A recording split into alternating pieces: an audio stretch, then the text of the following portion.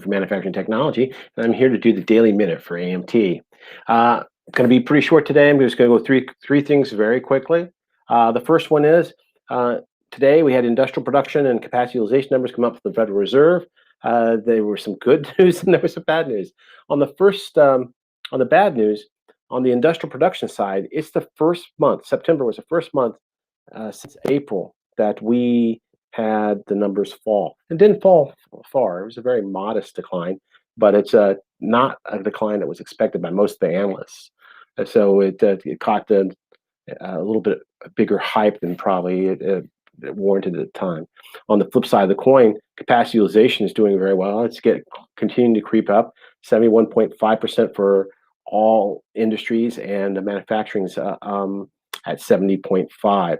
That's about 5 points from where it was before the pandemic began earlier in the year. So all in all, the news is more kind of flat with the industrial production index having fallen modestly, and with capacity utilization numbers still being at a fairly decent number that starts with a 7 instead of a 6, which we've seen a great deal of in 2020.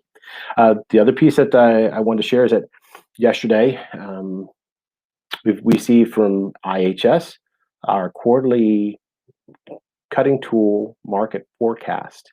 And I have to say, I think they did a fantastic job. Tag team had 4 people who knew a lot about the subjects they were talking on, went through the presentation flawlessly. Let me talk, can't give you the entire presentation. It's basically for people who belong to the AMT or USCTI cutting tool group. If you're not, and you get this as a freebie, if you're participating in that, I suggest you get a hold of somebody at AMT or USCTI about joining that program. But industrial machinery, I'd been hearing some pretty positive things about industrial machinery, and that they actually made some really good points about why it may not get back to even with 2019. I have been looking at the numbers and suggested to several of our members that I think that the industrial machinery has a very good possibility of getting back to even with 2019 levels, but they feel like it's probably going to be maybe a high single digit, small double digit decline, but with a pretty good return, 5+% growth in 2021. The ones that really stood out, of course, were the 2 different worlds of auto and aerospace. Aerospace orders are in such a place that they're projecting that at the end of 2020 there'll be more cancellations than orders. As a result, we'll see a backtrack and a reduction of the backlog in 2020. But it's a pretty large backlog. It can take some hits. It's just a question about whether people will begin to accept their orders as they come up to the big front of the line again. And of course, we've heard some fairly decent news recently from the FAA about the first tests on the new setup for the 737 MAX electronically. And the sooner that can get cleared, the more likely we can see some kind of a bounce back for Boeing and our aerospace industry in commercial side during the first parts of 2021. Everything else in aerospace, space, defense, and armaments are all doing very well, and just not together, not large enough to help buoy the commercial side to bring all aerospace up.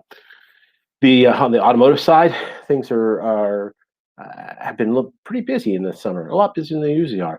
But still, they're not going to make the 16.5, 17 million units that they've been making as far as sales in the United States over the course of the last 4 or 5 years. In fact, the people at IHS have a little bit more pessimistic view about how long it's going to take them to get back to 15 million, looking at 15 million being a target in, say, 2022 as opposed to 2021. We'll see. It's a very good possibility. And certainly the landscape on automotive is changing quite a bit. But I'll tell you that with our members, we've seen quite a bit of expenditures on new production machinery over the course of the last 3 months. But going through global impact and how the U.S. plays in it is what I thought was one of the most interesting pieces of the IHS presentation. And they're suggesting that the U.S. is going to be well positioned coming out of this pandemic in the early parts of 2021 and beyond. partly because there's going to probably be a weaker dollar, which means our exports will be more attractive to people. That would certainly be helpful to the agricultural and the material handling equipment people, and as well as some of the industrial machinery products like food processing equipment going back overseas. So in all, they had a pretty tough look for a majority of the industries in 2021. But particularly for the cutting tool guys, it looked like all but a handful of customers are doing very well in 2021 and beyond. So the outlook for the cutting tool industry seems to be brightening.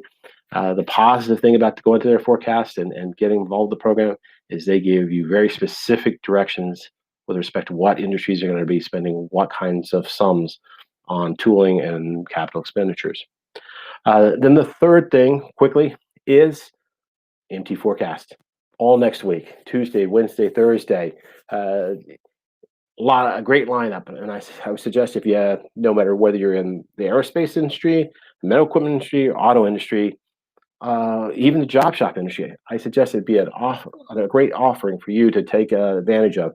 The cost of participating in the program this year could be either on a daily basis, so just come see the 2 or 3 speakers that are talking specifically to you and your subjects, or a significantly reduced cost because we're not charging for receptions and lunches and dinners to participate in all 3 days. And participating in all 3 days, you have the ability to come back and revisit the recordings later down the road, and to jump into the data tracks. We're not going to be done live.